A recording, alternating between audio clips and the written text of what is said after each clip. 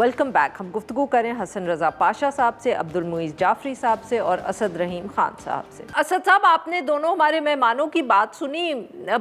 Sir ये अब वैसे तो कानूनी तौर पे तो कोई एतराज़ नहीं उठा सकता इस सारे मामले पे, बल्कि चीफ जस्टिस ने भी, जो चीफ जस्टिस पाकिस्तान है या अफरीदी साहब, उन्होंने भी वोट दिया है इसके खिलाफ, मगर मेजॉरिटी कहीं और थी। सो मेजॉरिटी के हवाले से मेजॉरिटी की मर्जी का फैसला हो गया। जी बहुत शुक्रिया आरफा साहिबा। मैं तो बल्कि इसी में ऐड करूं कि जिस तरह पाशा साहब ने कहा, उनसे मैं इत्तफाक करूंगा कि ये 26वीं तरमीम का लेटर एंड स्पिरिट के मुताबिक ये सब कुछ हुआ है, क्योंकि 27वीं तरमीम, क्योंकि 26वीं और 27वीं तरमीम का मकसद यही था कि ना सिर्फ वो आईन पाकिस्तान को डिफेस करें, लेकिन आज़ादी अदलिया को पूरी तौर पे रिवर्स करें। तो जो 2007 के बाद से एक तहरीक निकली थी और आपके जज साहिबान आपकी अपनी तारीख में पहली बार कुछ ना कुछ आज़ाद हो गए थे, कुछ ना कुछ खुद मुख्तार हो गए थे, उस रिवर्सल का जो मंसूबा था उसका आज हमने इख्तिताम अब देख लिया। जिस तरह मोई साहब ने जिक्र किया था, इस्लामाबाद हाई कोर्ट के जो जज साहिबान थे वो तो उन्होंने ख़त लिखा ही लिखा, दखल अंदाजी उन्होंने बयान की ही की, लेकिन साथ में ये भी याद रखना चाहिए कि इस्लामाबाद हाई कोर्ट का जो मेयार था और उनके जो जज साहिबान थे, जितने वो गैर जानिबदार थे, वो एक मिसाल बन गई थी, काफ़ी हद तक बन गई थी। जस्टिस बाबर सत्तार साहब वही जज साहब हैं जिनकी सबसे भरपूर मुखालफत तहरीक इंसाफ वालों ने की थी, फिर उसके बाद मुस्लिम लीग ने की थी, फिर उसके बाद आपने देखा कि गैर जमहूरी कुव्वतों ने की थी। तो कहने का ये मकसद है कि अगर एक जज मैस सर्वेलेंस पे फैसले कर रहे हैं, जिस तरह बाबर सत्तार साहब कर रहे थे, एक जज साहब कह रहे हैं कि इस्लामाबाद हाई कोर्ट के जुरिस्डिक्शन को सामने रखते हुए जो रिगिंग हुई है इंतखाबात में, उस कार्रवाई को हम आगे बढ़ाएंगे। तारिक जहांगीरी साहब, उनके खिलाफ आपने फिर इंतकामी कार्रवाई की, उनको हटा दिया।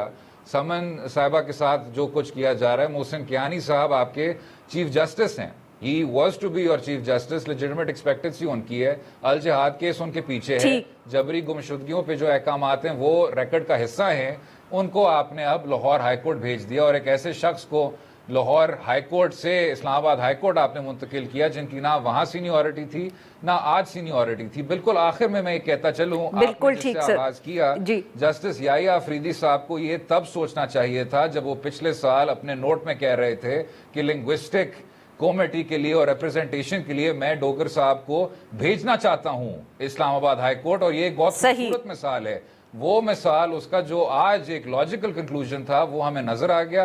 पहले काजी फायजीसा साहब ने अपना किरदार एब्डिकेट किया था। ठीक sir, I am running out of time here, please मुझे अब दूसरे गेस्ट को भी प्लीज शामिल करने दें। जी हसन रज़ा पाशा साहब, सर आपने सुनी हमारे दो बाकी मेहमानों की गुफ्तगू। सर उनका मौक़िफ़ जो मैं अगर सही समझ सकी हूँ वो ये है कि ये ट्रांसफ़र्स गालिबन इसलिए किए गए क्योंकि इंतकाम लेना था इन जजेस से। ये जो 2024 के बाद कुछ हमने वाक़यात देखे, उनकी शिकायत, उनके खतूत, उनके फ़ैसले, तो ये उन वजूहात पर ये सारी ट्रांसफ़र्स हुई हैं, नॉट बिकॉज कि उनकी ज़रूरत थी कहीं लाहौर हाई कोर्ट में या पेशावर हाई कोर्ट में। देखिए, ज़रूरतन तो बात अब ख़त्म हो गई कि ज़रूरत होगी तो जज ट्रांसफ़र होगा। बात ये है कि समन रिफ़त इम्तियाज़ साहब की हद तक तो ये मैं अर्ज़ करूँगा कि अभी पिछले कुछ अर्सा पहले उनकी एक एप्लीकेशन गई थी सुप्रीम जुडिशल कमीशन में कि मुझे ट्रांसफ़र किया जाए सिंध, मैं वापस जाना चाहती हूँ वहाँ से। वहाँ ही से वो इस्लामाबाद हाई कोर्ट के लिए एलिवेट हुई थी, और अब ज़ाहिर है इसमें तो मैं समझता हूँ कि उनकी मर्जी शामिल थी, वो पहले से काफ़ी अर्सा पहले से इस तगो-दो में थी कि उनको वापस भेजा जाए।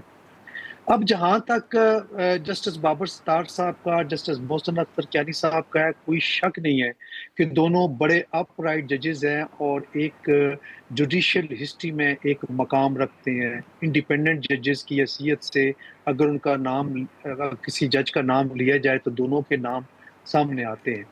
अब मुझे समझ नहीं आती कि क्यों इसको किसी इंतकामी कार्रवाई का हिस्सा समझा जा रहा है।